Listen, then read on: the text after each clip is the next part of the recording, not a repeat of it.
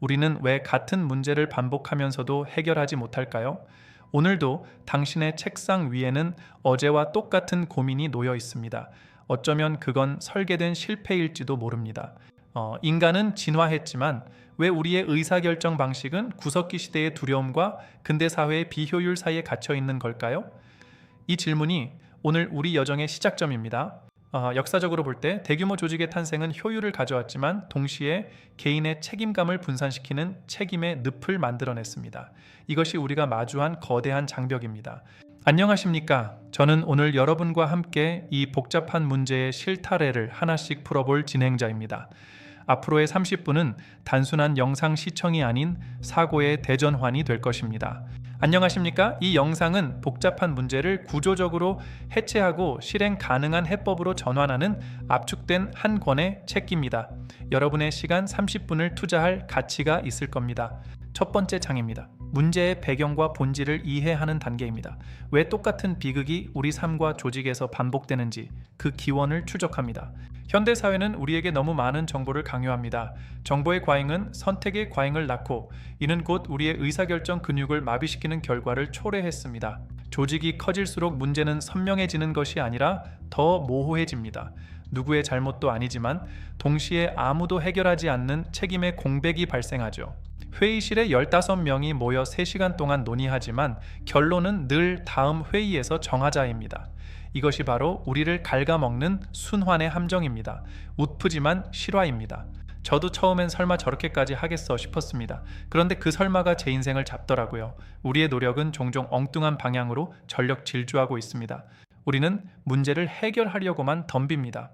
하지만 진짜 문제는 우리가 무엇이 문제인지조차 제대로 정의하지 못하고 있다는 사실입니다. 정의되지 않은 문제는 풀 수 없습니다. 되어 많은 노력이 답이라는 믿음은 때로 가장 위험한 함정이 됩니다.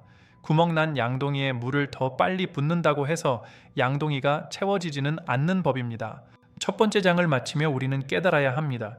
지금의 실패는 우연이 아니라 시스템의 산물이라는 것을요. 이제 우리는 그 시스템을 해체할 도구가 필요합니다. 두 번째 장입니다. 문제를 해체하고 구조적으로 바라보기 위한 핵심 이론과 개념을 정리합니다. 이제 여러분의 손에 날카로운 메스를 쥐어드리겠습니다. 우리의 사고를 지탱할 4가지 기둥입니다. 문제 구조화, 인과관계 분석, 실행 가능성 평가, 그리고 피드백 루프. 이 이름들을 기억하십시오. 역전의 도구들입니다. 구조화란 복잡한 덩어리를 더 이상 쪼갤 수 없는 최소 단위로 분해하는 과정입니다. 시계 부품을 하나씩 펼쳐 놓듯 당신의 고민을 바닥에 펼쳐 놓으세요. 인과관계 분석은 결과라는 열매가 아니라 뿌리라는 원인을 찾는 과정입니다. 왜 열매가 시들었는지를 묻지 말고 뿌리에 무슨 일이 생겼는지를 물어야 합니다. 이 모든 아이디어가 실행 가능한 것은 아닙니다. 실행 가능성이라는 필터를 통해 현실적이지 않은 공상은 과감히 버려야 합니다. 전략은 선택이 아니라 포기해서 완성됩니다. 마지막으로 피드백 루프입니다. 한 번의 실행으로 끝나는 계획은 죽은 계획입니다. 실행하고 결과를 측정하고 다시 고쳐나가는 순환만이 우리를 목표로 인도합니다. 시너지, 혁신, 패러다임, 이런 거창한 단어들에 속지 마세요. 그건 대개 아무것도 하기 싫을 때 쓰는 방어막일 뿐입니다. 우리는 명확하고 투박한 단어가 필요합니다. 구조화된 사고는 감정에 휘둘리지 않는 차가운 이성을 제공합니다. 이제 여러분은 세상을 이전과는 다른 눈으로 바라보게 될 것입니다. 준비되셨나요? 나침반을 들고 이동하죠. 3번째 장입니다. 앞서 배운 이론들이 실제 현실에서 어떻게 거대한 성공과 참혹한 실패를 만들어내는지 구체적인 사례를 통해 증명하겠습니다. 실전입니다. 한 제조기업은 생산성 저하의 원인을 직원 숙련도라고 정의했습니다. 하지만 구조적 분석 결과 진짜 원인은 부품 공급 라인의 배치였습니다. 정의를 바꾸자 성과가 폭발했습니다. 반면 어떤 조직은 3년 동안 회의만 하다가 결국 문을 닫았습니다. 그들은 문제를 해결하려 한 게 아니라 문제를 해결하고 있다는 기분만 낸 것이죠. 기분은 성과를 만들지 않습니다. 조직의 빌런 1호, 전례를 찾는 사람입니다. 그는 늘 과거에 안 했던 건 위험하다고 말하죠. 하지만 과거의 방식이 오늘날의 문제를 해결할 수 있었다면 애초에 고민할 필요도 없었을 겁니다. 빌런 2호, 위에서 뭐라 할까만 고민하는 사람입니다. 그의 우선순위는 문제 해결이 아니라 자기 보호입니다. 책임 회피의 달인들이 모이면 조직은 서서히 침몰하게 됩니다. 웃프지만 현실입니다. 자, 이제 여러분 주변을 돌아보세요. 혹시 당신도 이들 중 한 명과 협력하고 있지는 않나요? 아니면 본인이 그 역할에 갇혀 있지는 않습니까? 성찰은 아프지만 꼭 필요한 과정입니다. 네 번째 장입니다. 이제 이론과 사례를 넘어 여러분이 지금 당장 책상에서 실행할 수 있는 구체적인 가이드를 드리겠습니다. 역전은 생각하는 것이 아니라 행동하는 것입니다. 첫 번째 단계는 여러분의 문제를 단 한 문장으로 정의하는 것입니다. 형용사를 빼고 동사와 목적어로만 구성하십시오.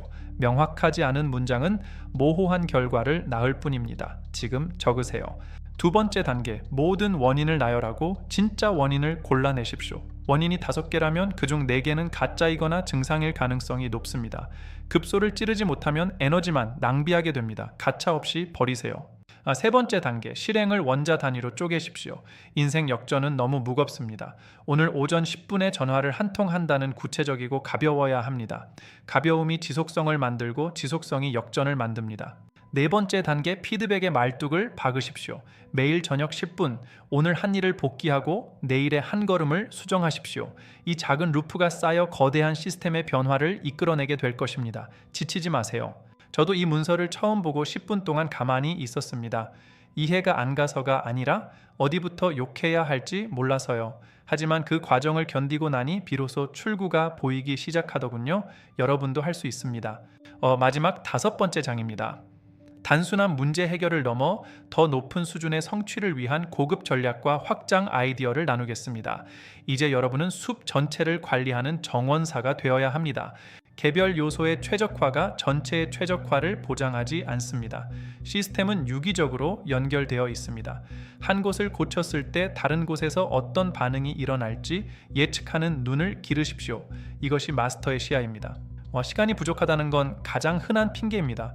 우리는 시간이 부족한 게 아니라 우선순위가 뒤섞여 있는 것입니다. 중요한 일을 뒤로 미루고 있다면 하루가 48시간이라도 당신의 인생은 제자리일 겁니다. 잔인하지만 사실입니다. 혼자서 모든 것을 해결하려 하지 마십시오. 여러분의 해결 프레임을 공유하고 협력자를 만드세요. 구조화된 지식은 공유될 때 더 강력한 에너지를 발산합니다. 네트워크의 힘을 믿으십시오. 성장은 함께하는 것입니다. 오늘의 핵심을 다시 한번 압축합니다. 문제를 올바르게 정의하고 구조적으로 해체하며 실행과 피드백을 반복하십시오. 이 3가지가 인생 역전이라는 복잡한 퍼즐의 핵심 조각들입니다. 심플하지만 강력한 진실입니다. 자, 이제 영상을 끄기 전에 바로 하실 일이 있습니다. 지금 당신을 가장 괴롭히는 그 문제를 딱 한 문장으로 정의해 보십시오. 정의하면 반은 해결된 겁니다. 나머지는 오늘 배운 프레임에 맡기세요. 지금 바로 시작하십시오. 농담 반, 진담 반으로 말씀드렸지만 사실은 거의 진담이었습니다. 오늘 이 압축된 책이 여러분의 삶에 작은 균열과 큰 변화를 가져다주는 첫 페이지가 되길 진심으로 응원합니다. 긴 시간 고생 많으셨습니다. 감사합니다. 영상이 마음에 드셨다면 조직에 꼭 필요한 딱 한 분에게만 공유해 주세요. 구독과 좋아요를 눌러주세요. 감사합니다.